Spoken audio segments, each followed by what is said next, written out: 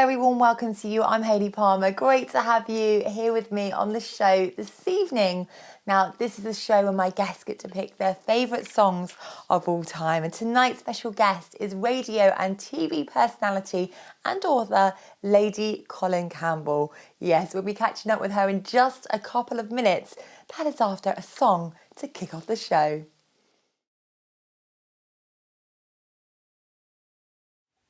Lady Colin Campbell, it's lovely to have you here. How are you?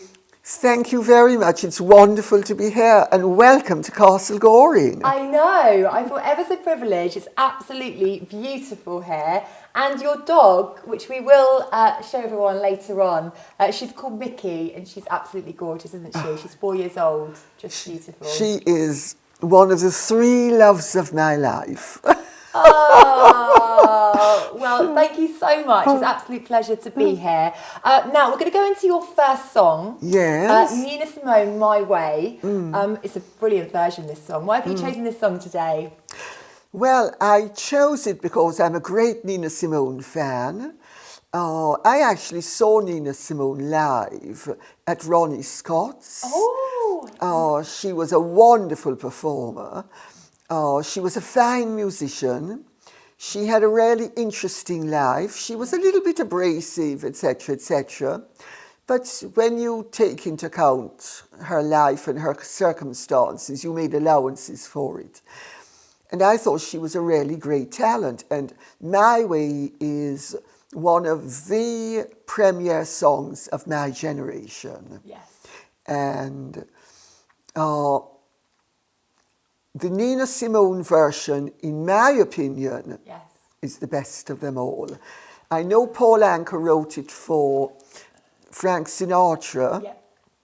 and Frank Sinatra's cover is wonderful, but I don't think anything beats Nina Simone. I agree. I've heard a lot of versions of this song, but this one is just brilliant. We're going to check out the video to this, and we will see you after.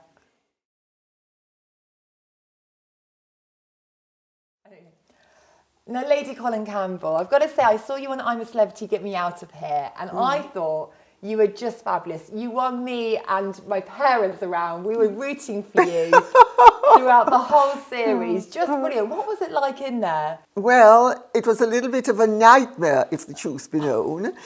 Although I loved a lot about it, and I think it's a wonderful program, and I can't sing the praises of the people who produce it highly enough. Yeah. And I actually liked the setting because I was born and brought up in Jamaica. I'd always wanted to go camping. We weren't allowed to go camping. So this was 60 years later. I was having a childhood dream realized. Wow. Having said that, some of the campmates were insufferable. And, they were busy pressing my buttons because two of the men wanted to have me leave the camp because they thought I was going to win and they wanted to win. And neither one of them stood a chance of winning. I never thought, it never even occurred to me that I could possibly win it, because I'd never seen the program before, so I didn't really know anything about it there. But anyway, it was an experience, but I think also people were quite surprised that somebody who's from a prominent family and married into another prominent family could have the mouth of a sailor when it was required. Well, of course, they only need to listen to Princess Anne when she lets rip to know that, in fact, all ladies, irrespective of their rank, know how to cuss when the situation warrants it. This is true. And what do you think about it this year? Because it's not going to be in the jungle, it's going to be in a castle. Yes. I think actually it's a good time to recalibrate it because, in my opinion, since I did it, the show has got so much harder. Yeah. And it was already hard when I did it. Yes. All those challenges. I mean, sort I of... don't know how you did it, Lady C, honestly. Absolutely impressive stuff. Then we're going to go into your next song choice. This is one of my personal favourites as well. Will You Love Me Tomorrow, which was written by Jerry Goffin and Carole King, of course. Just beautiful, isn't it? Yes, it's a wonderful song. I've actually seen the Carole King show. Yes, I have. Beautiful. Yes, wonderful show, isn't Yes, it? yes. And she had an amazing life. She did. And that song means a lot to me. Because it reminds me of my first great love. So... Beautiful. And he used to, whenever it came on, he used to mouth the words, you know, like, because he was an American footballer. And I was what in those days was called a society girl. And he thought that our backgrounds might not gel for the long term. Well, I actually was so in love with him that I would have gladly sacrificed everything for him. Oh, I love this. And by the time he came around to the realization that maybe it could work, he talked me out of it. But we still remained in touch for many years. Yes. And he's a wonderful man. And I have nothing but good memories. Good memories. Well, I'm glad it means a lot to you, and it's a beautiful song. I hope you enjoy it at home as well. Here it is. This is the Leslie Grace version, which is a beautiful version, and I hope you enjoy it.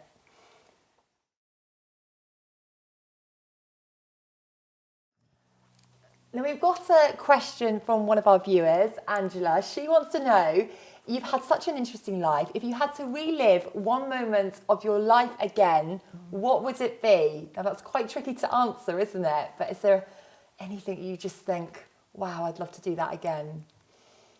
Yes, there is. But it's a sort of two-parter. It would be when I first saw each of my boys. The moment that I saw Misha was in the orphanage, and they brought him to me stark bone naked except for a cap on his head, and they pointed out what a fine figure of a boy he was, if you get the drift. Because Russia is very down to earth.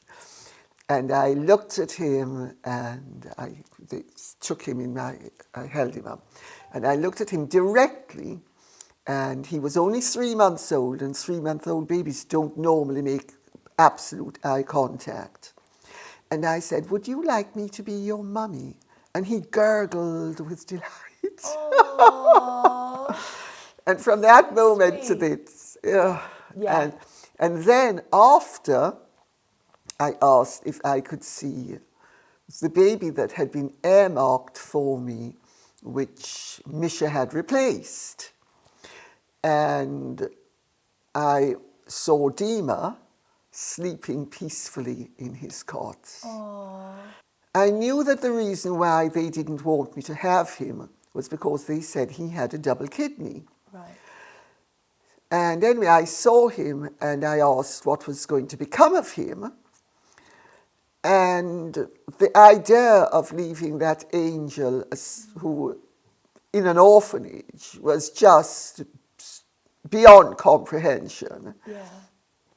So I sort of agitated with the agent who spoke to the people responsible, and they allowed me to have both boys. Wow. I think it was good for them. I don't regret having done it. I think it was the best thing I ever did in my life.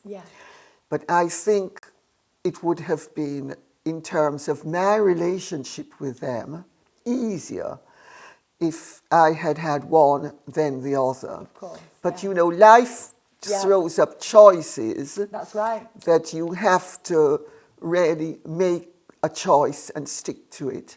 And not everything is easy, And sometimes things are coloured by downsides, Yeah. because really 2 children of the same age at the Yeah. same time It's tough. is a lot tougher than one Yeah. child. And how old are they now?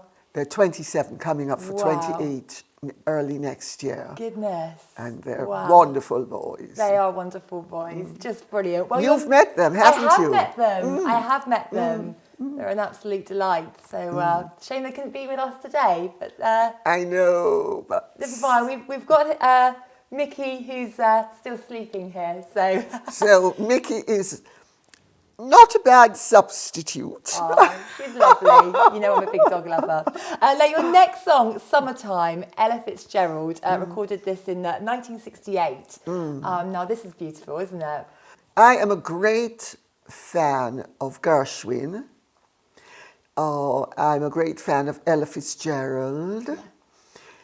I would actually have preferred to have heard this Willard White version. Right.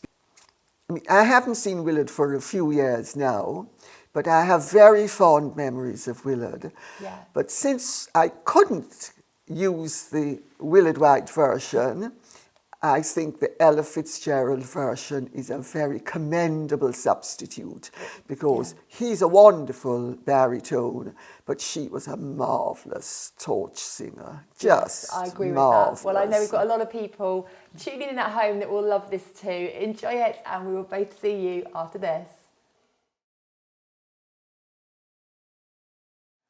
Now, I want to talk to you about your book, which I have here. It's called Meghan and Harry, The Real Story. And I think a lot of us are very intrigued by this. And I feel like this would be definitely a good read. Well, it's got some wonderful reviews, it's got to be said. Yeah. Which I'm very pleased about. It's also got, because Meghan and Harry have a very effective PR team, who they pay a vast amount of money to, trying to always shut down any of their critics. So it also has had quite an interesting ride in terms of Sunshine Sachs, their American PR people, getting agents of theirs to denigrate the book, etc., to such an extent that Amazon had to call into question some of the reviews. Oh, I see. But And, this book now is available, isn't it? Oh, yes. On Amazon, so we'll put details on the screen of how you can get hold of the book.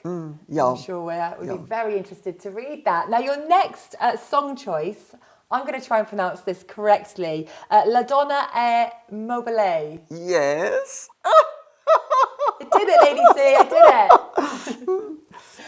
Why this song choice? It's by Verdi from Rigoletto. Yes. Which is one of the great operas, and Verdi's one of really the great Italian composers of opera. And it's sung by the Three Tenors. Yes. I remember the Three Tenors concert in Hyde Park. Yes.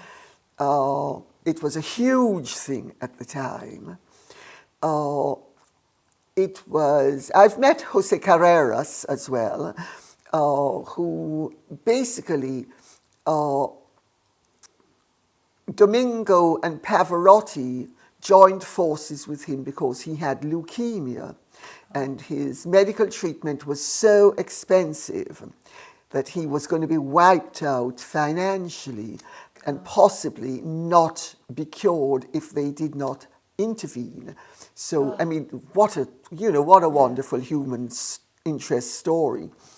And so they actually did the Three Tenors concerts to raise money for him. Right. And so I knew the background to Yes. it, because I come from a musical family. In fact, my cousin Sir Peter Jonas was for many years the managing director of the English National Opera. Oh. And then he went to the Bavarian State Opera. And my brother wanted to study music, but my parents wouldn't allow it. So we come from a very musical Yes. background. And Yes. And I love opera, and I particularly love Rigoletto, which I first saw performed at the Met in New York. And I have to tell you, there is no production, in my opinion, that ever beats a Metropolitan Opera production in New York. Because in England, we now at Covent Garden and the E&O sometimes sort of modernize things, and the Met is pretty traditionalist. And you know, you can't improve on perfection, so don't even bother to try. And they have the money to get the top singers, which of course we actually get the top singers and conductors as well. Yes. But they have more money to have more lavish, lush productions. Yes. And New York, here we come then. I need to make it happen. Well, I'm so glad that we can play out one of your favourite tunes for you, Lady C. Here it is, and we will see you after.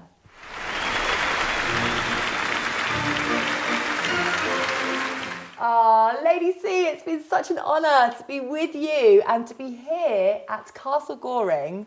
Thank you so much for having me. oh, my dear, it's been my pleasure. It's been an absolute delight to see you again after all these years. I know, it must have been 3 or 4 years ago, but you're looking marvellous. Thank you, so are you. Yes, we're going for the cream today, aren't we? Yes, We're working this. So we're going to go with your last song choice. Again, I hope that I get this right. Brindisi from Verdi's La Traviata by Joan Sutherland and Luciano Pavarotti. Yes, yes, yes. Yes, why this song? Well, the drinking song from La Traviata is really one of the great songs of all time.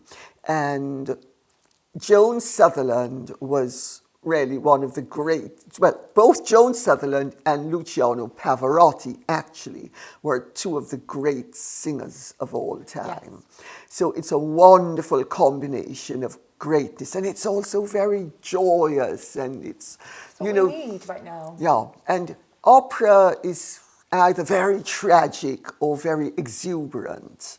And I mean, there's a reason why they used to say in the days when people were rather more classically educated than they are now, that, oh, somebody's operatic was really a put down. It meant that they were hyper dramatic. And opera is hyper drama. And, you know, it's either or it's and Brindisi is absolutely at the top of everything positive about opera. And it's a wonderful song. You can't, at the end of it, can't help feeling roused. Yes. Amazing. Well, we're going to play out that song. But Lady C, thank you so much. It's Lady Colin Campbell, everyone. Thank you, my dear, for coming. And thanks, everybody, for listening. Thank you.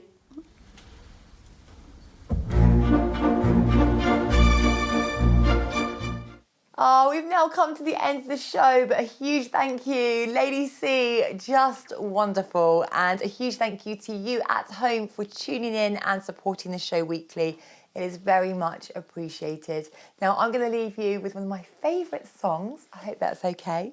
And I will definitely see you same time, same place next week. I'm Hayley Palmer. I'll see you then.